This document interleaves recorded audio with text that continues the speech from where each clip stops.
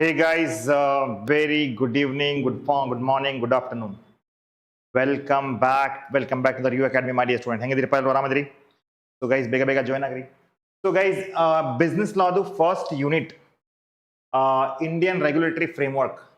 This chapter we'll discuss now, and definitely we'll ensure that this chapter, first chapter law, day 1 ಇದೆ. So ಬೇಗ join ಆಗ್ರಿಪ್ಪ.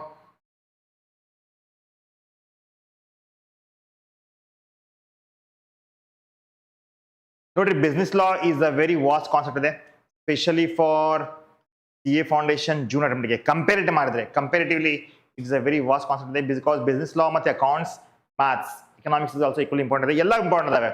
Will focus on 200 marks here. So guys, plan ಏನಪ್ಪಾ ಅಂದ್ರೆ, ಇಲ್ಲಿ what I am planning to do is that, ಇಲ್ಲಿ ನೋಡಿ, every chapter ಆದ್ಮೇಲೆ ಈ chapter ಮ್ಯಾಗಿನ್ ಬರಬಹುದಾದ ಯಾವ್ದೆಲ್ಲ ಕ್ವಶನ್ಸ್ ಇದಾವೆ, how we can solve this questions, ಮತ್ತೆ ರೈಟಿಂಗ್ ಪ್ರಾಕ್ಟೀಸ್ ಮಾಡಿಸ್ಬೇಕಾಗತ್ತೆ ನಿಮಗೆ. ಸೊ ದಾಟ್ ಪ್ಲಸ್ ಟೆಸ್ಟ್ ಅಂತ ತಗೊಳ್ತೇನೆ ನಾನು. I will send you test batch on priority basis test ಕೊಡ್ತೀವಿ.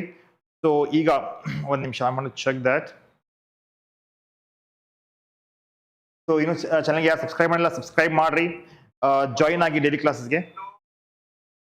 ಪ್ಲಾನ್ ಏನಪ್ಪಾ ಅಂದ್ರೆ, ಧ್ವನಿ ಅಂತ ಕ್ಲಿಯರ್ ಆಗಿದೆ. Let's start Bachchu. ಸೊ ಏನಂದ್ರೆ ನೋಡಿ, ವಾಟ್ಸ್ಆಪ್ ಗ್ರೂಪ್, ಟೆಲಿಗ್ರಾಮ್ ಚಾನಲ್ ಮತ್ತೆ ಡೌನ್ಲೋಡ್ ಮಾಡೋ ಅಪ್ಲಿಕೇಶನ್. ಇದು ಅಪ್ಲಿಕೇಶನ್ ಎದಕ್ಕೆ ಡೌನ್ಲೋಡ್ ಮಾಡ್ಕೋಬೇಕಂದ್ರೆ ಗೈಸ್, ವೆರಿ ಸಿಂಪಲ್ ಇದೆ. ಇಲ್ಲಿ ಕಂಪ್ಲೀಟ್ ಸಿಲೆಬಸ್ ಸಿಗುತ್ತೆ ನಿಮಗೆ. ಫೀಸ್ ಆಲ್ಸೋ ವೆರಿ ಲೆಸ್ ಇದೆ, ಕಂಪ್ಲೀಟ್ ಸಿಲೆಬಸ್ ಇದೆ. ಸೊ ನೋಡಿ, ಚಾಪ್ಟರ್ ಓವರ್ವ್ಯೂ ಇದೆ, ಹೌದಪ್ಪ ಇದೆ.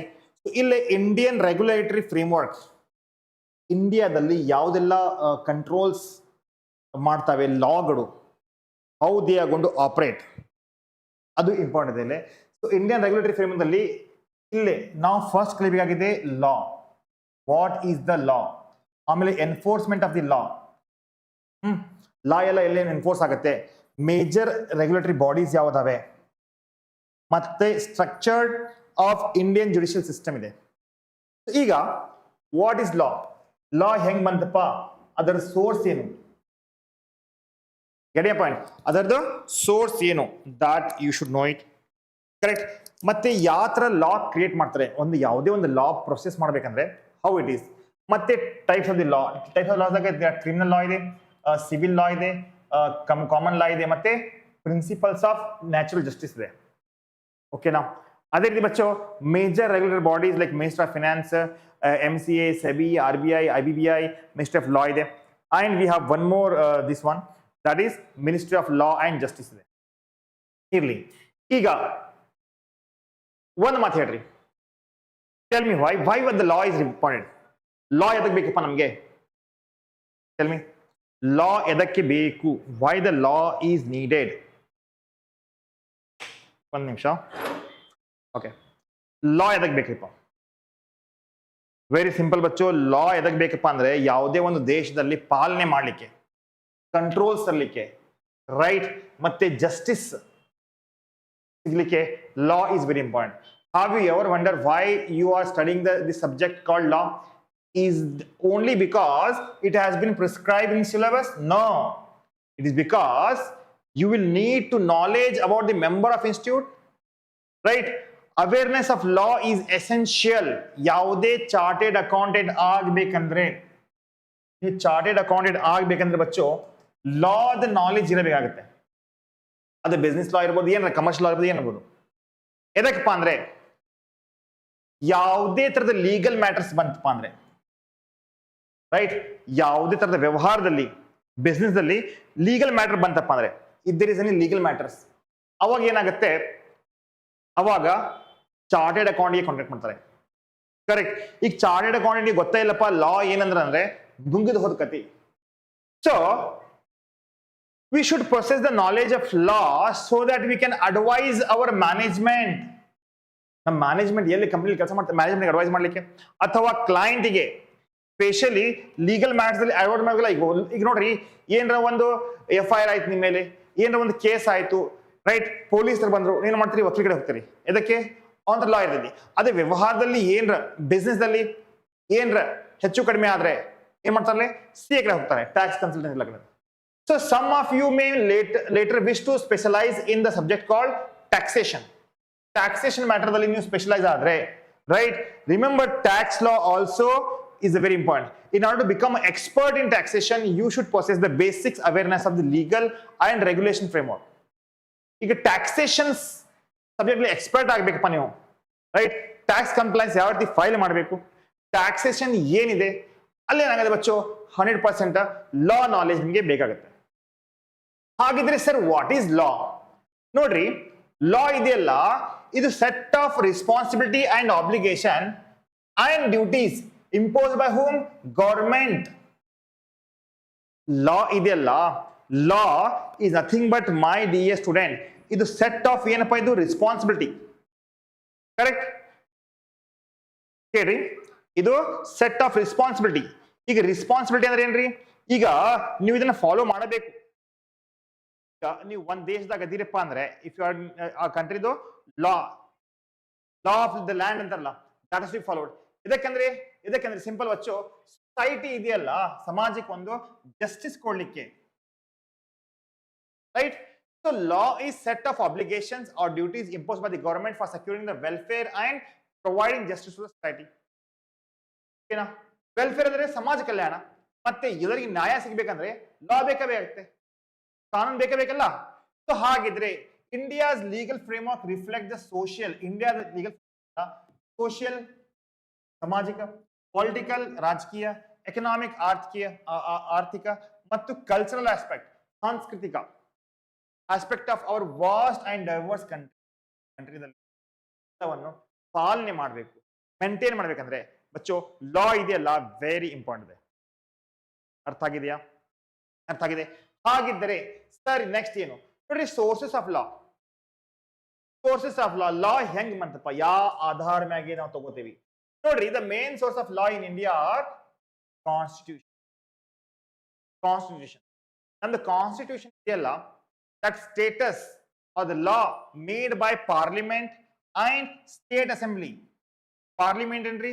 ಹೌದಪ್ಪ, ಸೆಂಟ್ರಲ್ ಗವರ್ಮೆಂಟ್ ಅವರು ಪಾರ್ಲಿಮೆಂಟ್ ದಲ್ಲಿ ಒಂದು ಅಮೆಂಡ್ಮೆಂಟ್ ಪಾಸ್ ಮಾಡಿ ಮಾಡ್ತಾರಲ್ಲ ಲಾ, ಮತ್ತೆ ಸ್ಟೇಟ್ ಅಸೆಂಬ್ಲಿ, ನಮ್ಮ ಸ್ಟೇಟ್ ಅಸೆಂಬ್ಲಿ ಇರ್ತಾವಲ್ಲ ಕರ್ನಾಟಕದಲ್ಲಿ, ನಮ್ಮ ಸಿದ್ದರಾಮಯ್ಯ ಅವರದ್ರೆ, ರೈಟ್? ಹೌದಿಲ್ಲ?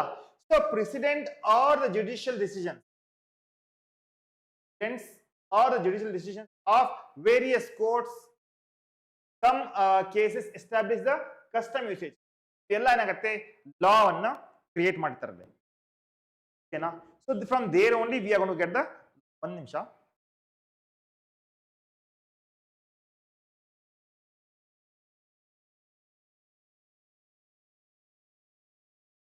ಇಲ್ಲಿ ರೆಫರೆನ್ಸಿಗೆ ಸ್ವಲ್ಪ ನೋಟ್ಸ್ ಇಟ್ಕೋದಾನೆ, ಅದು ತಪ್ಪಾಗಬಾರ್ದಲ್ಲ, ಹೌದಲ್ಲ? ಹಾಗಿದ್ರೆ ಏನ್ ಸರ್, ಈಗ you must be aware that India is a parliamentary democracy, right? ಇಲ್ಲೇನಿದೆ, parliament democracy ಇದೆ. We have constitution which is basis and sources for all the law. ನಮ್ದೇನಿದೆ, ಒಂದು ಕಾನ್ಸ್ಟಿಟ್ಯೂಷನ್ ಇದೆ.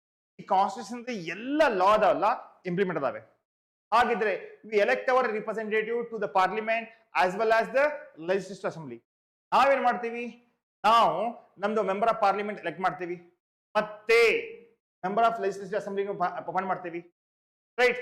And these representative of the people make the law in parliament. ಇವ್ರಿಗೆ ಕಳ್ಸಿದ ಮ್ಯಾಗ ಏನ್ ಮಾಡ್ತಾರೆ, ಇವರು parliament ಹೋಗ ಲಾ create ಮಾಡ್ತಾರೆ, ಅಥವಾ ಸ್ಟೇಟ್ ಕರ್ನಾಟಕದಾಗ ನಮ್ಮ ವಿಧಾನಸೌಧದಲ್ಲಿ ಹೋಗಿ ಏನ್ ಮಾಡ್ತಾರೆ, case may be. So parliament is the ultimate here. Parliament ಇರ್ತದಲ್ಲ, parliament is the very ultimate ಇದೆ. ಹಾಗಿದ್ದರೆ process of making law, sir ಏನ್ ಸರ್, ಈಗ ಪ್ರೊಸೆಸ್ ಆಫ್ ಮೇಕಿಂಗ್ ಲಾ ಯಾವ ರೀತಿ ಲಾ ಪ್ರೊಸೆಸ್ ಆಗುತ್ತೆ, ಒಂದ್ ನಿಮಿಷ, ಲಾ ಯಾವ ರೀತಿ ಪ್ರೊಸೆಸ್ ಆಗುತ್ತೆ, ದಟ್ ವಿಲ್ ಡಿಸ್ಕಸ್ ನೌ.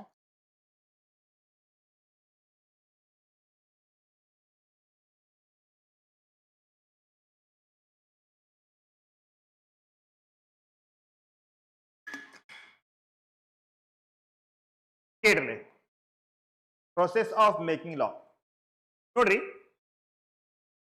ಯಾವುದೇ ಲಾ ಪ್ರೊಸೆಸ್ ದಲ್ಲಿ ಮಾಡ್ತಾ ಇದ್ರಪ್ಪ ಅಂದ್ರೆ, if you are making it,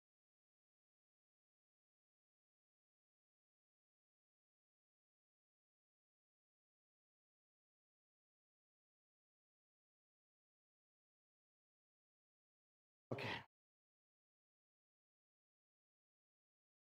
ನೋಡ್ರಿ, when the law is propose in parliament, ಯಾವುದೇ ಲಾ ಒಂದು ಪಾರ್ಲಿಮೆಂಟ್ ಅಲ್ಲಿ ಪ್ರಪೋಸ್ ಮಾಡ್ತಾ ಇದೀರಪ್ಪ ಅಂದ್ರೆ ಅದಕ್ಕೆ ನಾಂತೀವಿ ಬಿಲ್ ಅಂತೀವಿ. ಇದಕ್ಕೆ ಬಿಲ್ ಅಂತೀವಿ. ಯಾವುದೋ ಒಂದು ಲಾ ಪ್ರಪೋಸ್ ಮಾಡ್ತಾ ಇದೀವಿ, ಕಾನೂನು ತರ್ತಾ ಇದೀಯಪ್ಪ, ಅದಕ್ಕೆ ನಾಂತೀವಿ ಬಿಲ್ ಅಂತೀವಿ. ಈ bill after discussion and debate the law is pass in Lok Sabha. ಲೋಕಸಭಾದಾಗ ಏನ್ ಮಾಡ್ತೇವೆ ನಾವು ಪಾಸ್ ಮಾಡ್ತೇವೆ. Thereafter it has to be passed in Rajya Sabha. ನೋಡ್ರಿ, ಯಾವುದೇ ಒಂದು ಲಾ ತಗೊಂಡ್ ಬರೋಕ್ಕಿಂತ ಮುಂಚೆ ಡಿಸ್ಕಷನ್ ಆಗತ್ತೆ, ಡಿಬೇಟ್ ಆಗತ್ತೆ. ಡಿಸ್ಕಷನ್ ಮತ್ತು ಡಿಬೇಟ್ ಆಗೋಕ್ಕಿಂತ ಮುಂಚೆ that is nothing but bill ಅಂತಾರೆ. ಅದಕ್ಕೆ ಬಿಲ್ ಅಂತಾರೆ. ಈ ಬಿಲ್ ಇದೆಯಲ್ಲ, ಬಿಲ್ ಅನ್ನ ಲೋಕಸಭಾ ಮತ್ತೆ ರಾಜ್ಯಸಭಾದಲ್ಲಿ ಕಂಪಲ್ಸರಿ ಪಾಸ್ ಆಗಬೇಕು. It has to be obtain the assent of the president of India. ಭಾರತದ ರಾಷ್ಟ್ರಪತಿ ಇದಲ್ಲ, ಅವ್ರದ್ದು ಪರವಾನಗಿ, ಅವ್ರದ್ದು ಇಚ್ಛೆ ವೆರಿ ಇಂಪಾರ್ಟೆಂಟ್ ಇದೆ, ವೆರಿ ಇಂಪಾರ್ಟೆಂಟ್ ಇದೆ. ಹಾಗಿದ್ದರೆ finally the law will be notified by the government in publication called official gazetted India. ಒಮ್ಮೆ ಲಾ ಲೋಕಸಭಾ ಆಯಿತು ಮತ್ತೆ ರಾಜ್ಯಸಭಾದಲ್ಲಿ ಪಾಸ್ ಆಯಿತು ಮತ್ತೆ ಪ್ರೆಸಿಡೆಂಟ್ ಆಫ್ ಇಂಡಿಯಾದು ಒಂದು ಇಚ್ಛೆ ತಗೊಂಡು ಬಂದ್ರೆ ನೀವು, ಅವಾಗ ಏನಾಗುತ್ತೆ, ಲಾ will be notified by the government in the publication called of India. ಒಮ್ಮೆ ಇದು ಬಂತಪ್ಪ ಇಲ್ಲಿ, the law will become the applicable from the date mentioned in the notification. ಆ notification ಮಾಡ್ತಾರೆ, ಅಲ್ಲಿಂದ ಏನಾಗುತ್ತೆ, applicable ಆಗುತ್ತೆ from effective date. Once it has been notified and effective, it is called act of the parliament. ಒಮ್ಮೆ notify ಮಾಡಿದ್ರಿ, ಒಮ್ಮೆ ಇದು public ಮಾಡಿದ ಮ್ಯಾಗೆ ಈಗ ನಾಂತೀವಿ ಆಕ್ಟ್ ಆಫ್ ಪಾರ್ಲಿಮೆಂಟ್ ಅಂತ ಹೇಳಿ. ಓಕೆನಾ? ಓಕೆನಾ ಬಚ್ಚು? ಸರ್ ನೆಕ್ಸ್ಟ್ ಏನಿದೆ ನೋಡಿ, types of law in India. ನೋಡ್ರಿ, ಇಂಡಿಯಾದಲ್ಲಿ ಒಂದಿದೆ, ಯಾವ್ದು ಸರ್ ಅದು? ಕ್ರಿಮಿನಲ್ ಲಾ. ಎರಡನೇದು ಸಿವಿಲ್ ಲಾ, ಕಾಮನ್ ಲಾ ಇದೆ, ಮತ್ತೆ principles of nature and natural justice. Sir ಏನ್ ಸರ್ ಅದು? ನೋಡಪ್ಪ, ಈಗ ಕ್ರಿಮಿನಲ್ ಲಾ, ಸಿವಿಲ್ ಲಾ ಬಗ್ಗೆ ಡಿಸ್ಕಸ್ ಮಾಡೋಣ. ಬಟ್ ಅಲ್ಟಿಮೇಟ್ಲಿ ನಾವು ಎಲ್ಲಿ ಹೋಗ್ತಾ ಇದೀವಿ ಈಗ? ಬಿಸ್ನೆಸ್ ಲಾಗ ಹೋಗ್ತಾ ಇದೀವಿ. ಬಿಸ್ನೆಸ್ ಲಾ ಮಾಡಬೇಕಾಗುತ್ತೆ. We should know exactly business ಲಾ ಏನಿದೆ ಅಂತ. ಬಟ್ ಸ್ವಲ್ಪ ಎಷ್ಟು ಟೈಪ್ ಲಾಸ್ ಅದಾವೆ ಇಂಡಿಯಾದಲ್ಲಿ? ಟೋಟಲ್ ಎಷ್ಟು ಅದಾವೆ ಇಲ್ಲಿ? Can see that there are 4 types of the laws. So criminal law ಇದೆ, ಸಿವಿಲ್ ಲಾ ಇದೆ, ಕಾಮನ್ ಲಾ ಇದೆ, principles of natural justice law ಇದೆ. ಹಾಗಿದ್ರೆ ಕ್ರಿಮಿನಲ್ ಲಾ ಅಂದ್ರೆ ಏನ್ರಿ? ಕ್ರಿಮಿನಲ್ ಲಾ ಅಂದ್ರೆ ನೋಡ್ರಿ, ಈಗ violation of rules of the law, public wrongs and punishment of the same. ಗೊತ್ತಲ್ಲ ಕ್ರಿಮಿನಲ್ ಹೆಂಗಿರುತ್ತೆ? ಯಾವುದೇ ತರದ ವೈಲೇಷನ್ಸ್ ಮಾಡಿರ್ತೇವೆ ನಾವು, ಏನು ಪಾಲಿಸೀಸೋ ಅಥವಾ what you can say that. ಈಗ ನಾವು ವೈಲೇಷನ್ ಎದಕ್ಕೆ ಮಾಡಾಕ್ತೀವಿ ಅಂದ್ರೆ, ಈಗ ನಾವು ಒಂದು ಲಾ ಇದೆ, ಆ ಲಾ ನಡೆಸಲಿಲ್ಪ ಅದ್ರ ಮ್ಯಾಗೆ, ಅದ್ರ ಅಗೇನ್ಸ್ಟ್ ಇಂದ ಹೊಂಟೇವಿ. ಗೌರ್ಮೆಂಟ್ ಹೇಳಿದ್ರೆ ಟ್ಯಾಕ್ಸ್ ಕೊಡ್ರಿಪ್ಪ ಅಂತ, ಟ್ಯಾಕ್ಸ್ ಕೊಡಿಲ್ಲ ಅಂದ್ರೆ ಏನಾಗುತ್ತೆ? That is concern with the pertaining to violation of the rule of the law. ಲಾದ ಯಾವುದೇ ರೂಲ್ ನೀವು ವೈಲೇಷನ್ ಮಾಡಿದ್ರಿ ಏನಾಗುತ್ತೆ? ಅದು ಕ್ರಿಮಿನಲ್ ಆಗುತ್ತೆ. ಆರ್ ಪಬ್ಲಿಕ್ ರಾಂಗ್, ಪಬ್ಲಿಕ್ ಏನಾದ್ರು ತಪ್ಪು ಮಾಡಿದ್ರೆ, ಹರ್ಟ್ ಮಾಡಿದ್ರೆ, ಹೊಡೆದ್ರೆ, ಪನಿಷ್ಮೆಂಟ್ ಮಾಡಿದ್ರೆ, ರೈಟ್? ಅದೇ ರೀತಿ ಬಚ್ಚೋ punishment in the same. So criminal law is gone under the Indian penal code. Criminal law ಇದಲ್ರಿ, right? Criminal law Indian penal code ದಲ್ಲಿ ಏನಾಗಿದೆ? ಗಾನ್ ಆಗಿದೆ. And code of conduct, code of criminal procedure 1973 CRPC ಅಂತ ಅದಕ್ಕೆ. ಒಂದೊಂದು IPC ಇದೆ, ಇನ್ನೊಂದು CRPC ಅಂತಾರೆ, right? The Indian penal code 1860 defines a crime, its nature, punishment, where the criminal CPC ಏನ್ ಹೇಳ್ತೈತಿ? Defines exhaustive procedure for executing the punishment of the. ಅಂದ್ರೆ sir ಇವತ್ತು GST ಕ್ಲಾಸ್ ಹೇಳ್ತಪ್ಪ ಡೆಫಿನೆಟ್ಲಿ. ಈಗ ಇಂಡಿಯನ್ ಪೆನಲ್ ಕೋಡ್ ಏನ್ ಹೇಳ್ತೈತಿ? ಯಾವ ತರದ್ದು ಪನಿಷ್ಮೆಂಟ್ ಆಗಿದೆ, ಯಾರ ತರದ ಪನಿಷ್ಮೆಂಟ್ ಮಾಡಬೇಕು ಅಂತ, ರೈಟ್? ಅದೇ ರೀತಿ ಕ್ರಿಮಿನಲ್ ಪ್ರೊಸೀಜರ್ ಕೋಡ್ CPC ಏನ್ ಹೇಳ್ತೈತಿ? ಅದನ್ನ ಯಾವ ರೀತಿ ಶಿಕ್ಷೆ ಕೊಡಬೇಕು, right? Execute the punishment of the criminal. ಉದಾಹರಣೆಗೆ ಮರ್ಡರ್ ಆಯ್ತು, ರೇಪ್ ಆಯ್ತು, ಥೆಫ್ಟ್ ಆಯ್ತು, ಫ್ರಾಡ್ ಆಯ್ತು, ಚೀಟಿಂಗ್ ಆಯ್ತು, ಅಸಾಲ್ಟ್ ಆಯ್ತು, are the some of the examples of criminal, right? ಇದೆಲ್ಲ ಬರ್ತವೆ. ಸೊ ನೋಡ್ರಿ ಏನಾಗ್ತದೆ, IPC ಏನ್ ಮಾಡುತ್ತೆ? IPC ಡಿಫೈನ್ಸ್ ಯಾವ ತರದ ಕ್ರೈಮ್ ಆಗಿದೆ, ಅದರ ನೇಚರ್ ಏನೆಲ್ಲ ತಪ್ಪಾಗಿದೆ, ಯಾರಿಗೆ ಹರ್ಟ್ ಆಗಿದೆ. ಅದೇ CPC ಏನ್ ಹೇಳ್ತೈತಿ? ಕ್ರಿಮಿನಲ್ ಪ್ರೊಸೀಜರ್ ಕೋಡ್ ಏನ್ ಹೇಳುತ್ತೆ? ಬಚ್ಚೋ procedure for execute the punishment, ಯಾವ ತರದ ಅಪರಾಧಿಗೆ ನೀವು ಕೊಡ್ಬೇಕಂತ ಹೇಳ್ತೈತಿ. ಹಾಗಿದ್ರೆ ಸರ್ ನೆಕ್ಸ್ಟ್ ಏನು? Civil law. ಈಗ ಸಿವಿಲ್ ಮ್ಯಾಟರ್ಸ್ ಅಂದ್ರೆ ಏನ್ರಿಪ್ಪ ಇಲ್ಲಿ ಕೇಳ್ರಿ? ಸಿವಿಲ್ ಲಾ ಇದೆಲ್ಲ matter dispute between individuals and organisations are dealt with under civil law. ಈಗ ಸಿವಿಲ್ ಅಂದ್ರೆ ಒಂದು ಕಂಪನಿ ಇದೆ, ಒಂದು ಆರ್ಗನೈಸೇಷನ್ ಇದೆ, ಮತ್ತೆ ಅದರ ಅಗೇನ್ಸ್ಟ್ ಕೂಡ ಯಾವುದೇ ಒಂದು ಇಂಡಿವಿಜುವಲ್ಸ್ ಕೂಡ ಫೈಟ್ ಆಗ್ತಾ ಇದ್ದೇವೆ, ಏನೋ ಒಂದು ಅನ್ಯಾಯ ಆಗಿದೆ. Civil code enforce the violation of certain rights obligations to the institution of civil suit. Civil law primarily focus on dispute resolution rather than punishment. Dispute ಏನಾಗಿತ್ತಪ್ಪ, ಇಲ್ಲಿ ಕ್ರಿಮಿನಲ್ ಆಗಿರಂಗಿಲ್ಲ, ಯಾರು ಕಾನೂನು ಕೈಗೆ ಹಾಕೋಂಗಿಲ್ಲ, ಬಟ್ ಏನಾಗುತ್ತೆ ಇಲ್ಲಿ ಡಿಸ್ಪ್ಯೂಟ್ ಆಗಿರುತ್ತೆ, ಜಗಳ ಆಗಿರುತ್ತೆ, ಒಪ್ಪಂಗಿಲ್ಲ, ಒಬ್ಬರು ಒಪ್ಕೋತಿರ್ತಾರೆ, ಇದು ನಂದಂತಾರೆ, ನಂದಂತ ಇರ್ತಾರೆ, ಅವಾಗೆಲ್ಲ ಬರುತ್ತೆ, ಗೊತ್ತಾಗ್ತದೆ ಸಿವಿಲ್ ಲಾ ಅಂತ ಅದಕ್ಕೆ. ನೋಡಿ ಏನಿದೆ ಅಂದ್ರೆ ವೆರಿ ಸಿಂಪಲ್, ಬಿಕಾಸ್ ನನಗೆ ಬಿಸ್ನೆಸ್ ಲಾ ಬಗ್ಗೆ ಹೇಳ್ಕೊಡ್ತೀನಿ, ಬಟ್ ಇದು ಲಾದಲ್ಲಿ ಒಂದು ಸ್ವಲ್ಪ ಪಾರ್ಟ್ ಇದಾವೆ. ನೋಡಿ, the act of process and the administration of civil law are governed by code of civil procedure, CP ತಗೋತಾರೆ. Civil law can be further classified into law of contract. Civil law ದಾಗ law of contract ಬರ್ತೈತಿ, family law ಬರ್ತೈತಿ, property law ಬರ್ತೈತಿ, law of tort ಬರ್ತೈತಿ. Some of the examples of civil offense are breach of contract. ಈ contract ని breach ಮಾಡಿದ್ರೆ civil law ಬರುತ್ತೆ. ಅದೇ ರೀತಿ non delivery of goods, goods delivery ಮಾಡ್ತಾ ಇಲ್ಲಪ್ಪ ನೀವು, ಸೇಲ್ ಆಫ್ ಗೂಡ್ಸ್ ಆಗಿ ಬರುತ್ತೆ. Non payment of dues, amount ಕೊಡಬೇಕಾಗಿತ್ತು ಕೊಡಲಿಲ್ಲ, right, or select breach of contract and dispute between landlord and tenant. ಸ್ವಲ್ಪ ಎಕ್ಸಾಂಪಲ್ಸ್ ಅದಾವ ಇದ್ರಾಗ, ಓಕೆನಾ? ಓಕೆನಾ? ಹಾಗಿದ್ರೆ ಸರ್ ಏನು ಕಾಮನ್ ಲಾ? ಈಗ ಕಾಮನ್ ಲಾ ಯಾವುದು ಸರ್? ನೋಡಿ, judicial president are case law, right, common law. ಇದು ಅಂದ್ರೆ ಏನ್ರಿ ಸರ್? ಈಗ ನೋಡಿ, a judgment delivered by the Supreme Court will be binding upon the court within the territory of the India under the Article 141 of the Indian Constitution. The doctrine of stay decision is the principal support common law. Andre, it is a Latin phrase that means stand by that which is decided. ಏನು decide ಮಾಡಿರಲ್ಲ ಅದ್ರ ಮ್ಯಾಗೆ ನಾವು ಏನು ಬದಲಾವಣೆ ಮಾಡಬಾರಂಗಿಲ್ಲ, final ಆಗುತ್ತೆ. ಅಂದ್ರೆ ಏನ್ರಿ sir? The doctrine of state decisions, right, reinforce the obligation of the court to follow the same principle and judgment established by the provision decision while ruling case, whereas the facts similar or ಅಂದ್ರೆ ನೋಡ್ರಿ, common law ಅಂದ್ರೆ ಯಾವಾಗ ಇಂಡಿಯಾದಲ್ಲಿ supreme court order ಮಾಡುತ್ತಲ್ಲ ಅದ್ರ ಮೇಲೆ ನಾವು ಹೋಗಬೇಕಾಗುತ್ತೆ. We have to follow it. Principles of natural justice. ಈಗ ನ್ಯಾಚುರಲ್ ಜಸ್ಟಿಸ್ ಅಂದ್ರೆ ಏನ್ರಿ? Often known as just natural deals with certain fundamental principles of justice going to beyond the written law. Iga, no one should be made a judgment in its own cause and its rule against the prejudices. Andre enri, ನಾವು ಯಾವುದೇ ನಿರ್ಧಾರ ತಗೋಬಾರದು. Sometimes decisions ನಾವು ಹಿಂಗೆ ತಗೋಂತಿಲ್ಲ, we have to check, have to relax, have to go with that. ಅಂದ್ರೆ ಏನ್ sir? Hear the other party, give the other party a fair hearing. ನಾ ಹೇಳಿದ್ದೆ ನೋಡಪ್ಪ, ಇಲ್ಲ ಮುಂದೆ ನೋಡ್ಕೊಂಡು ಅವಕಾಶ ಕೊಡ್ರಿ, ಅವ್ರು ಏನ್ ಹೇಳಾಕತ್ತಾರೆ, ಅವ್ರು ಏನ್ ಕೇಳಾಕತ್ತಾರೆ, ಯಾರಿಗೆ ಯಾವ್ದು ಅನ್ಯಾಯ ಆಗಿದೆ, ಯಾರಿಗೆ ಏನ್ ನ್ಯಾಯ ಆಗಿದೆ. So the reason decisions are rule of the natural justice. A judgment can be override, alter common law, but it cannot be override the change of the state. ಏನಂತದ್ದು? ಪ್ರಿನ್ಸಿಪಲ್ ಆಫ್ ಜನ್. ಸರ್ ನೆಕ್ಸ್ಟ್ ಏನು? ಸ್ವಲ್ಪ ಕೇಳಲಿ. Actually ಇದು first chapter ಅಲ್ಲ, ಸ್ವಲ್ಪ basic ಹೇಳ್ತೀನಿ, ಆಮೇಲೆ ಡೆಫಿನೆಟ್ಲಿ ನಾವು ಮುಂದೆ ಹೋಗ್ತಾ I cover this whole thing ಬಚ್ಚಾ, ನಾಟ್ ಅ ಪ್ರಾಬ್ಲಮ್. ನೆಕ್ಸ್ಟ್ ಏನ್ ಸರ್?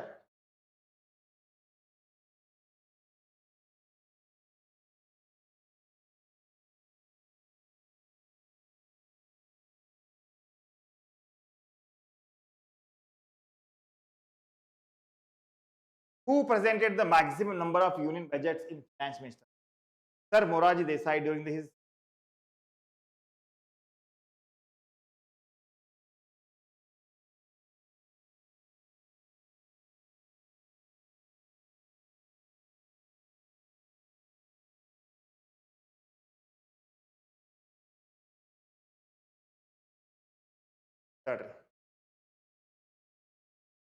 part they have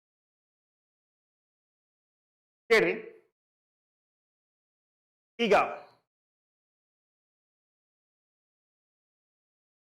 ಒಂದು ಇನ್ಫಾರ್ಮೇಶನ್ ಕೊಟ್ಟಿದ್ದಾರೆ, ಏನಿಲ್ಲ, who presented the maximum number of union budget. Finance minister ಮಾಡ್ತಾನೆ ಪ್ರತಿ ವರ್ಷ 31st ಮಾರ್ಚ್ಗೆ ಏನ್ ಮಾಡ್ತಾನೆ ಒಂದು ಬಜೆಟ್ ಯಾವ ಸಂದರ್ಭ ಮಟ್ಟದಲ್ಲಿ. So sir Morarji Desai during this stint as a finance minister between 1962 to 1969 has presented total 10 union budgets, making the highest. The next list is P. Chidambaram 9 there, followed by Pranab Mukherjee 8 there.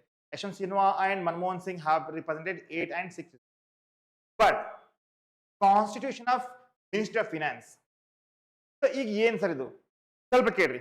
Constitution of ministry of finance ಅಂದ್ರೆ constitution of ministry of finance ಅಂದ್ರೆ ಇಲ್ಲೇ ನೋಡ್ರಿ, finance minister is the apex control authority of central civil service, namely Indian revenue. ಈಗ ನೋಡಿ finance minister ಏನ್ ಮಾಡ್ತಾನಪ್ಪ, ನಮ್ಮ Bharat ದೇಶದಲ್ಲಿದ್ದ right central government ಕೇಂದ್ರ ಸರ್ಕಾರದ್ದು ಆದಾಯ ಮತ್ತೆ ಖರ್ಚು ಬಗ್ಗೆ ಅವ್ರು ವಿಚಾರ ಮಾಡ್ತಾರೆ. ಅಂದ್ರೆ ಏನಾಗುತ್ತೆ, ಎಷ್ಟು ಖರ್ಚು ಮಾಡಬೇಕು, ಎಷ್ಟು ಆದಾಯ ಬರಬೇಕು, ಎಲ್ಲಿಂದ ಬರುತ್ತೆ ಆದಾಯ, that all. So minister of finance ಏನ್ ಮಾಡುತ್ತೆ sir, minister of finance is the apex controlling authority. ಇದು only authority which control what 4 central services. Service ಇದಾವೆ ಯಾವ್ದ್ರಿ, Indian revenue services, Indian audit and account services, Indian economic service. Because ಇದು ನಮ್ಗೆ ಬಹಳ important ಇದೆ, ಇಲ್ಲಿ ಮಾಡೋದವ್ರಿಗಂತೂ ಇದು ಬಹಳ ಇಂಪಾರ್ಟೆಂಟ್ ಇದೆ. Indian economic services, right, Indian civil account services ಇದು ಕೂಡ. ಸೊ ಬಚ್ಚೋ Indian civil account services. Also the apex control authority of one of the central commerce services, namely Indian cost, Indian cost and management, CMA ಅಂತಾರಲ್ಲ, CMA, Indian cost and management accounting. ಯಾರು maintain ಮಾಡ್ತಾರೆ ಇದನ್ನ? They are maintained by finance minister, finance ministry. ಹಾಗಿದ್ದಾರೆ department under the finance ministry. Department of finance ministry ಯಾವ್ದು ಪೈಲೆ economic affairs ಇದೆ ಒಂದು, department of expenditure ಖರ್ಚು ಮಾಡೋದಿದೆ, ಎರಡನೇದು ಡಿಪಾರ್ಟ್ಮೆಂಟ್ ಆಫ್ ರೆವೆನ್ಯೂ ಇದೆ, where and all they can collect the revenue. Department of financial services, department of investment and public assets of the management, departments of public enterprises. But ಇದೆಲ್ಲ ಕೆಲಸ ಆಗ್ತಿದೆ sir. ನೋಡ್ರಿ ಹೆಂಗಿದೆ ಅಂದ್ರೆ, ಈಗ ನಾನು beginning itself I had told you right, ಈಗ I told you ಬಚ್ಚೋ ಮೇಜರ್ ರೆಗ್ಯುಲೇಟರಿ ಬಾಡೀಸ್ ಯಾವ್ದಪ್ಪ ಇದ್ರಾಗ, ಅದು ಫಿನಾನ್ಸ್ ಇದೆ. ನೆಕ್ಸ್ಟ್ ಯಾವ್ದ್ರಿ ಸರ್, ನೆಕ್ಸ್ಟ್ ಇದೆ MCA. MCA ಅಂದ್ರೆ ಯಾರಿ ಸರ್, ಈಗ MCA ಅಂದ್ರೆ ministry of corporate affairs. Very important, because ಏನಾಗುತ್ತೆ, ಮಿನಿಸ್ಟ್ರಿ ಆಫ್ ಕಾರ್ಪೊರೇಟ್ ಅಫೇರ್ಸ್ ಇದಲ್ಲ, ಇವರು ಒಂದು ಕಂಪನೀಸ್ ಆಕ್ಟ್ ಎದರ ಮೇಲೆ, how they operate, on what basis, detail ಆಗಿಲ್ಲ, ಒಂದು ಸಿಂಪಲ್ ಅಂಡ್ ಸ್ವೀಟ್ ಆಗಿಲ್ಲ ನಾವು ಡಿಸ್ಕಸ್ ಮಾಡಿ ಮುಂದೆ ಹೋಗೋಣ. ಬಿಕಾಸ್ ಮೇನ್ ನಮ್ದು ಬಿಸಿನೆಸ್ ಲಾ ಇದೆ. ಮಿನಿಸ್ಟ್ರಿ ಆಫ್ ಕಾರ್ಪೊರೇಟ್ ಅಫೇರ್ಸ್ ನಲ್ಲಿ ಏನಾಗತ್ತಪ್ಪ, ಇಲ್ಲಿ ಇಸ್ ಇಂಡಿಯನ್ ಗವರ್ಮೆಂಟ್ ಮಿನಿಸ್ಟ್ರಿ, ಒಂದು primarily concern with administration of companies act 2013. Companies act 2013 ಇದೆಯಲ್ಲ ನಿಮ್ದು ಬಿಸಿನೆಸ್ ಲಾದಲ್ಲಿ, ಅವರು ಯಾರು ಮಾಡ್ತಾರೆ ಇದನ್ನ ಬಚ್ಚೋ, ಮಿನಿಸ್ಟ್ರಿ ಆಫ್ ಕಾರ್ಪೊರೇಟ್ ಅಫೇರ್ಸ್. ಮತ್ತೆ ಅದು ಹಳೆ ಆಯ್ತು, LLP ಆಕ್ಟ್ ಪಾರ್ಟ್ನರ್ಶಿಪ್ 2008 ಇದು ಕೂಡ ಇದೆ ನಿಮಗೆ subject, right, and insolvency and bankruptcy code 2016. ಯಾರು ಮೇಂಟೈನ್ ಮಾಡ್ತಾರೆ ಇದನ್ನ, ministry of corporate affairs. Responsibility mainly for regulation of Indian enterprises in industrial and service sector. ಹೌದಪ್ಪ, they are going to govern by whom, responsibility mainly for the regulations, control of Indian enterprises, ಇಂಡಿಯಾದಲ್ಲಿ ಇದ್ದ ಎಲ್ಲ companies ಬಗ್ಗೆ, or the industry ಮತ್ತೆ service sector. ಮತ್ತೇನ್ sir, the ministry is mostly run by civil servant of ICLC cadre, right. ಇದೆಲ್ಲ ಯಾರು operate ಮಾಡ್ತಾರೆ ಅಂದ್ರೆ ಗವರ್ಮೆಂಟ್ ಆಫೀಸರ್ ಮೇಂಟೈನ್ ಮಾಡ್ತಾರೆ, right. These officers R elected through the civil service exams. ಹೌದಪ್ಪ, UPSC ಪ್ರಕಾರ ಇತ್ತಲ್ಲ, ಅಲ್ಲಿ IAS ಎಲ್ಲ ಮಾಡ್ತಾರಲ್ಲ, that is what it is, right. The highest post Director General of Corporate Affairs, DGCO, is fixed by apex scale for ICLC ಅಂತಿದೆ. So highest post ಆದಪ್ಪ ಅದ್ರಾಗ ನಾಳೆ ನೀವು IAS ಪಾಸ್ ಆದ್ರೆ director of general of corporate affairs ಆಗಬಹುದು, DGCOA, right. ಹಾಗಿದ್ರೆ ಎಷ್ಟು sir, next ministry of home affairs, ಗೃಹ ಮಂತ್ರಾಲಯ ಅಂತಾರಲ್ಲ ಸರ್. ಎದಕ್ಕೆ ಕಲಿಬೇಕ್ರಿ ಸರ್, ನೋಡಿ ಹೆಂಗಿದೆ ಅಂದ್ರೆ ಇದು ಒಂದು ಸಿಂಪಲ್ ಓವರ್ವ್ಯೂ ಕೊಡ್ತಾ ಇದ್ದೀನಿ. ಬಿಕಾಸ್ ಇದಾದ್ಮೇಲೆ ನಿಮ್ದು ಮೇನ್ ನಾವು coming back to the contract account, nature of account ಮಾಡ್ಬಿಡ್ತೀವಿ. ಸೊ ಮಿನಿಸ್ಟ್ರಿ ಆಫ್ ಅಫೇರ್ಸ್ ಅಂದ್ರೆ ಏನ್ರಿ sir, is a government of India. ಇದು ಕೂಡ ಏನಪ್ಪ ಮಿನಿಸ್ಟ್ರಿ ಆಫ್ ಅಫೇರ್ಸ್, ಗೃಹ ಮಂತ್ರಾಲಯ ಅಂತಲ್ಲ, home minister. So as an interior minister for India, it is mainly responsible for maintenance of internal security and domestic security. Yaru sir, home minister le. So the home minister is headed by union minister of the home affairs. Next, department of ministry of home minister. ನೋಡಿ ಇಲ್ಲಿ department of border management ಇರುತ್ತೆ ಇದ್ರಾಗ home minister, department of internal securities within the country, right, department of Jammu and Kashmir Ladakh affairs ಒಂದು support ಮಾಡೋ department ಅನ್ನ, ಮತ್ತೆ department of home, department of official languages, department of states ಇದೆ. So department of official language ಆಗ again central transaction bureau ಇದೆ, central Hindi training institute ಇದೆ, director of census operations ಇದಾವೆ. ಹಾಗಿದ್ರೆ ನೆಕ್ಸ್ಟ್ ಏನು sir, ministry of law and justice. Very important. Ministry of law and justice ಅಲ್ಲಿ ಯಾವ್ದು ಬರ್ತಾರೆ ಸರ್? ನೋಡ್ರಿ, ministry of law and justice ಆಗ ನಮಗೆ ಸಂಬಂಧಪಟ್ಟದ್ದು ಇಲ್ಲಿ ನೆಕ್ಸ್ಟ್ ಬರ್ತದೆ. ಈಗ ಮೋಡ್ ಆಫ್ ಇಂಡಿಯಾ ಕೇಳಿ, ministry of law and justice.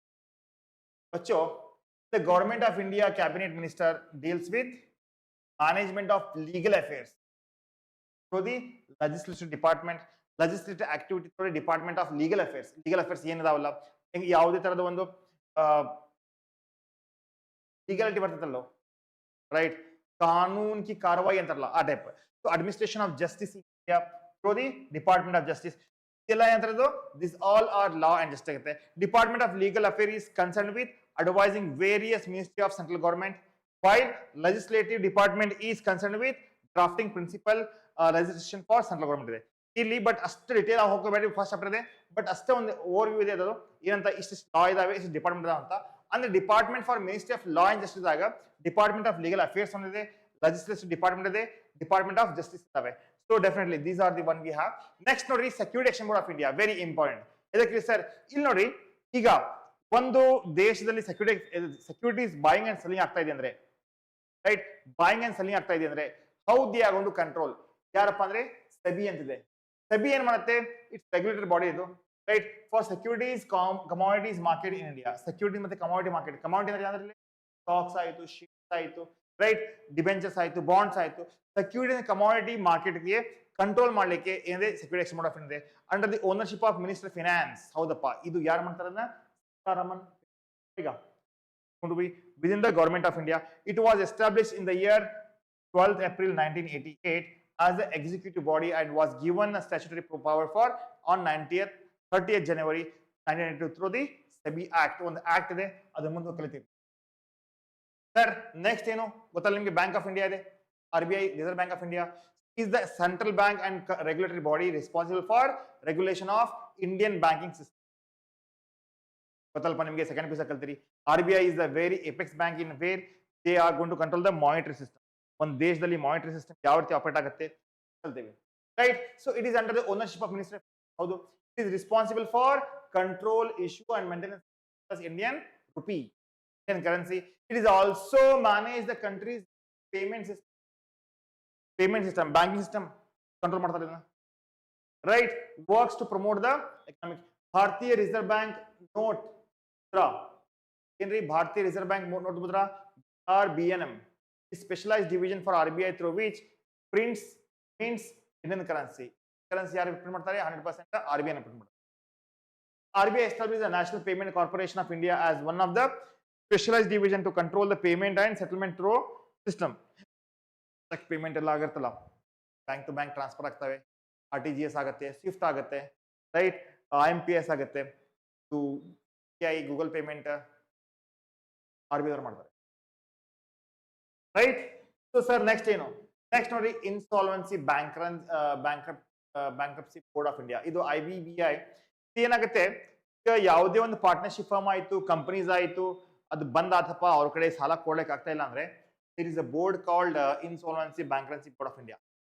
It regulate the overseas insolvency proceeding and entitles like insolvency professional agency, insolvency professional and information utility.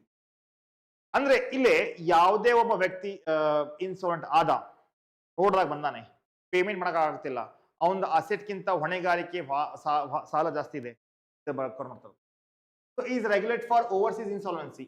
ಅಂದ್ರೆ ಯಾರು ಬಿಟ್ಟು ಹೋಗಿರ್ತಾರಲ್ಲ, ದೇಶ ಬಿಟ್ಟು ಹೋಗಿರ್ತಾರೆ ಅಥವಾ ದೇಶ ಬಿಟ್ಟು ಇಲ್ಲಿ ಬಂದಿರ್ತಾರೆ ಅವರು ಸಾಲ ಮಾಡಿ, like insolvency profession agency, right? Insolvency professional and informing. So it was established in the year 1st October 2006 and was given statutory power through the Insolvency and Bankruptcy Code, which was passed by Lok Sabha on 5th May 16. Covers the individuals, companies, limited liabilities, right? ಎಲ್ಲರೂ ಮಾತಾಡಿದಾಗ ಒಬ್ಬ ವ್ಯಕ್ತಿ insolvency ಆದರೂ, company bankrupt ಆಯಿತು, limited liability default ಆಯಿತು, partnership and partnership firm, the new code will be speed up the resolution to stress the assets in the company. One act ಇದೆ definitely ಅದು ಮುಂದೆ ಬರ್ತದೆ ಇಂಟರ್ಮೀಡಿಯೇಟ್ ದಾಗ, ಮೋಸ್ಟ್ ಪ್ರಾಬಬ್ಲಿ ಇವಾಗಿಲ್ಲ. It attempts to simplify the process of insolvency and bankruptcy procedure.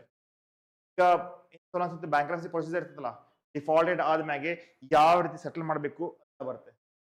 Handles the case using the two tribunals like NCLT, right, and debt recovery.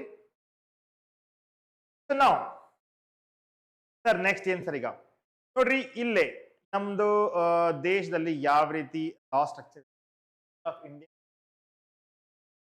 ನೋಡಿ, ನಿಮ್ಗೆ ಗೊತ್ತಲ್ಲ, ನಿಮಗೆ ಡಿಸ್ಟ್ರಿಕ್ಟ್ ಕೋರ್ಟ್ ಇದೆ, ಸುಪ್ರೀಂ ಕೋರ್ಟ್, ಹೈಕೋರ್ಟ್ ಎಲ್ಲ ಅದಾವಲ್ಲ ಇವು, right? So these are the one. ಹಾಗಿದ್ದರೆ when there is a dispute between a citizen or between a citizen and government, is dispute resolved by judiciary. ಯಾವುದೇ ತರ ಡಿಸ್ಪ್ಯೂಟ್ ಆಯ್ತಪ್ಪ, ಅವಾಗ ಏನಾಗುತ್ತೆ, government ಆದ್ರೆ ಅದನ್ನ ಹೆಂಗ್ ಮಾಡ್ತಂದ್ರೆ ಅದಕ್ಕೆ ಸಾಲ್ವ್ ಮಾಡಿದ ಯಾರು? The function of judicial system of India are regulation of interpretation act and courts, dispute resolutions, promotion of fairness among the citizen. ಹೌದು, ಇಲ್ಲಿ ಮೂರದವೆ, right? So functions of judicial ಏನಪ್ಪ ಅಂದ್ರೆ ಕಂಟ್ರೋಲ್ ಮಾಡೋದು, ಏನೋ ಇಂಟರ್ಪ್ರಿಟೇಷನ್ ಮತ್ತು ಆಕ್ಟ್, ಏನು ಆಕ್ಟ್ ಅದಲ್ಲ, ಆಕ್ಟ್ ಪ್ರಕಾರ ಕೋಡ್ ಆಫ್ ಕಂಡಕ್ಟ್ ಫಾಲೋ ಮಾಡಿಕೊಂಡು ಸರಿಯಾದ ನ್ಯಾಯ ಕೊಡೋದು. ಡಿಸ್ಪ್ಯೂಟ್ ರೆಸಲ್ಯೂಷನ್ಸ್, ಏನರ ಡಿಸ್ಪ್ಯೂಟ್ ಆದ್ರೆ ಅದಕ್ಕೊಂದು ರೆಸಲ್ಯೂಷನ್ ತಂದು ಸರಿಯಾಗಿ ಒಂದು ನ್ಯಾಯ ಕೊಡೋದು. Promote the fairness among the citizen, ಎಲ್ಲರಿಗೂ ಒಂದು ನ್ಯಾಯ ಕೊಡೋದು ಒಂದು ಉದ್ದೇಶ ಇಟ್ಕೊಂಡು. ಸೊ ಹಾಗಿದ್ರೆ in the hierarchy of the court, ಸ್ವಲ್ಪ ಕೇಳ್ರಿ, the hierarchy of the court, the supreme court at the top, ಹೌದಲ್ಲ, ಸುಪ್ರೀಂ ಕೋರ್ಟ್ ಟಾಪ್ ಇದೆ, followed by the high court and district court. Decision of the High Court are binding the respective state, but only in other state. Decision of the Supreme Courts are binding in all the High Court under the Article 141 of the Indian Constitution. In fact, Supreme Court decision is the final word of the matter. Supreme Court in decision ಕೊಡ್ತಲ್ಲ, that is final. So ಹಾಗಿದ್ರೆ ಏನ್ರಿ sir, Supreme Court ಇದೆ. Supreme Court is the apex body of the judiciary, was established in the January 1950. The Chief Justice of India, the highest authority appointed under the articles of 126, right? Iವರು ಏನು ಕೊಡ್ತಾರಲ್ಲ, that is the final decision. The principal bench of Supreme Court consists of 7 members. ಇವತ್ತು supreme court ದಾಗ 7 members ಇರ್ತಾರೆ, including Justice of India. Presently the number has increased to 34 ಇದಾವೆ, including Justice of India, due to the rise in the number of cases and workload ಜಾಸ್ತಿ ಆಗಿದೆ. ಮುಂಚೆ 7 ಇತ್ತು, ಇವಾಗ ಏನಾಗಿದೆ, ಜಾಸ್ತಿ ಆಗಿದೆ. An individual can seek a relief in Supreme Court by filing a right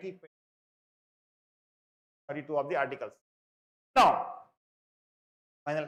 ಈಗ next high court. High court ಗೊತ್ತಲ್ಲ ನಮಗೆ, ಪ್ರತಿಯೊಂದು ಸ್ಟೇಟ್ ಆಗಿದ್ದೇ ಇರ್ತಿ, ಬೆಂಗಳೂರದಾಗಿದೆ, ಮತ್ತೆ ನಮ್ದು ಹೊರದಾಗ ಒಂದು ಹೈಕೋರ್ಟ್ ಬೆಂಚ್ ಮಾಡಿದಾರಲ್ಲ, ಹೌದಲ್ಲ?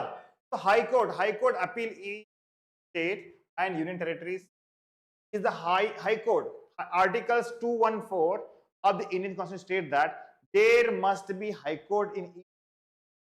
ಪ್ರತಿ ಒಂದು ಸ್ಟೇಟ್ ದಾಗ ಒಂದು ಹೈಕೋರ್ಟ್ ಇರಬೇಕಾಗುತ್ತೆ, right? The high court appellate original judicial ಅಂದ್ರೆ ಹೆಂಗ್ ನೋಡ್ರಿಪ್ಪ, ಈಗ ಹೈಕೋರ್ಟ್ ದಾಗ ಡಿಸಿಷನ್ ತಗೋತೀವಲ್ಲ, ಈಗ ನಿಮ್ಗೆ ನ್ಯಾಯ ಸಿಕ್ಕಿಲ್ಲಪ್ಪ, ಇಲ್ಲೇ ಹೈಕೋರ್ಟ್ ದಾಗ ಅನ್ಸ್ತಾ ಇದೆ ಏನೋ ತಪ್ಪು ಮಾಡಿದ್ವಿ ಅಥವಾ ಏನೋ ಒಂದು ಗಲ್ಲಾಗಿದೆ ಅಂತ ಸಿಕ್ಕಾಗ ನಾವೇನ್ ಮಾಡ್ಬೋದು, right? So ಹಾಗಿದ್ರೆ High Court has appellant original appellant, you can have appellant original jurisdictions, supervised jurisdictions. However, Article 2 to 7 of the Indian Constitution limit the High Court's one powers limit ಇದಾವೆ. In India, there are 25 High Courts, one of each and union territory, and one of each states and union territories. 6 states share single high court. ಹೌದಪ್ಪ, 6 states ಇದಾವೆ, ಅವು single high court. Individual can seek remedy against the violation of fundamental rights by filing the right under the Article 226 ಪ್ರಕಾರ ನಾವು ಇಲ್ಲಿ justice ಕೇಳಬಹುದು. Next ಯಾವ್ದು sir? District court. ಪ್ರತಿ ಒಂದು ಡಿಸ್ಟ್ರಿಕ್ಟ್ ದಾಗ ಇರುತ್ತೆ, ಹೌದಲ್ಲ? ಹೈಕೋರ್ಟ್ ಕೆಳಗಡೆ ಯಾವ್ದಪ್ಪ ಅಂದ್ರೆ the court of district judge deals with laws matters, that is contractual dispute, claim for damages. Court of session deals with criminal matters under the prejudice jurisdiction. ಏನೈತೆ district court? Jurisdiction means the power of control. Court gets territorial jurisdiction based on the area covered by them. ಒಂದು ಪ್ರತಿ ಒಂದು ಡಿಸ್ಟ್ರಿಕ್ಟ್ಗೆ ಒಂದು ಮಾಡ್ತಾರೆ ಅವರು high court district court. ಇದು chapter ಯಾಕೆ ಬಂತು? ಮೆಟ್ರೋಪಾಲಿಟನ್ ಕೋರ್ಟ್ ಅಂದ್ರೆ ಇದು establish to metropolitan city, Bengaluru ಎಲ್ಲ ಇರ್ತದಲ್ಲ, right, with the high court where the population is 10 lakh or more. ಇಲ್ಲಿ ಮೆಟ್ರೋಪಾಲಿಟನ್ ಸಿಟಿ ಏನಿರ್ತೈತಿ, ಪಾಪ್ಯುಲೇಷನ್ ಜಾಸ್ತಿ ಇರುತ್ತೆ, ಸೊ ಹೈಕೋರ್ಟಿಗೆ ಬಹಳ ಲೋಡ್ ಬರಬಾರ್ದಪ್ಪ ಅಂತ ನಾವು metropolitan court. Metropolitan magistrate has power as a chief magistrate and metropolitan. So ಇದು ಅಷ್ಟ ಏನಿಲ್ಲ, ಬಟ್ ಒಂದು ಫಸ್ಟ್ ಚಾಪ್ಟರ್ ಇದೆ, ಮತ್ತೆ ಒಂದು ಸಿಂಪಲ್ ಲಾ ಹೆಂಗಿದೆ ಅಂತ ಹೇಳ್ತಾರೆ ಅವರು. ದಟ್ ಇಸ್ ವಾಟ್ ಬಚ್ಚು ಇದು ಚಾಪ್ಟರ್. ಬಟ್ ಬಚ್ಚು ಡೆಫಿನೆಟ್ಲಿ ಇಲ್ಲಿ chartered accountant aware of the law because ಹೇಳ್ಕೊಂಡು tell me ಬಚ್ಚು, ಚಾರ್ಟರ್ಡ್ ಅಕೌಂಟಿಗೆ ಲಾ ನಾಲೆಜ್ ಇದಕ್ಕೆ has expert in law, has to argue in court and supreme, has revise management kind of right. So right answer Bachchu, correct. ಅದೇ ರೀತಿ Bachchu next, which are the following is not a main source of law in India? ಇದರಲ್ಲಿ ಯಾವುದು main law ಅಲ್ಲ? Legal text book, the parliament, legal ಅಲ್ಲ, ಆಗಂಗಿಲ್ಲ. ಇದರಲ್ಲಿ parliament ಇದೆ, ಮತ್ತೆ ಸ್ಟೇಟ್ ಅಸೆಂಬ್ಲಿ, ಮತ್ತೆ constitution main source of law create ಮಾಡಿ law text book. Right? Here we follow the federal system government. That what? Here ನಾವು federal system government follow ಮಾಡ್ತೇವೆ. ಇದರ ಅರ್ಥ ಏನ್ರಿ ಸರ್? ಇದರ ಅರ್ಥ ನೋಡಪ್ಪ, ಇಲ್ಲಿ all the power is powers are distributed. All the power is centralized. There are no restrictions.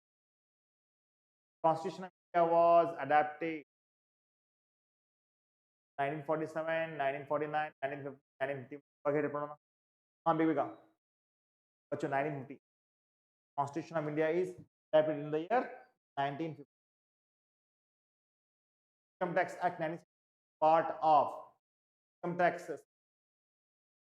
One of the above. ಹೇಳಿ ಬಚ್ಚು, income tax ಯಾವತ್ತು ಸೆಂಟ್ರಲ್ ಬರುತ್ತೆ, right? Follow Bachchu. The law concerned with the violation of rule of law and of called family law, criminal law, civil law. ಹೇಳ್ರಿ ಬಚ್ಚು, ಹೇಳ್ರಿಪ್ಪ, ಹೇಳ್ರಿ. ನೋಡಿ, ಈಗ family ಲಾ ಬರ್ತೈತಿ, right? Property law ಇದೆಯಲ್ಲ, law concern with the violation of the law, punishment of the same is called property law ಆಗುತ್ತೆ.